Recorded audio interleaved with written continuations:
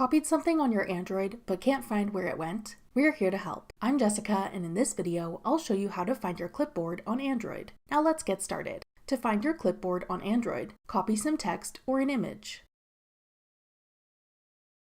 Now go to the app where you want to paste your text or image. Tap the empty space in a text box to open your keyboard. Then you can tap the clipboard icon at the top of your keyboard to open your clipboard. Things you've recently copied can be found here. Tap an item in your clipboard to paste it into the text box above. That's all it takes to find your clipboard on Android. To learn more about using Android, check out our full playlist of Android tutorials. Click the playlist on your screen now to watch. Thanks for watching. If you found this video helpful, we'd love it if you'd hit the like button below and subscribe to our channel. We put out great new tech tutorials like this one every day.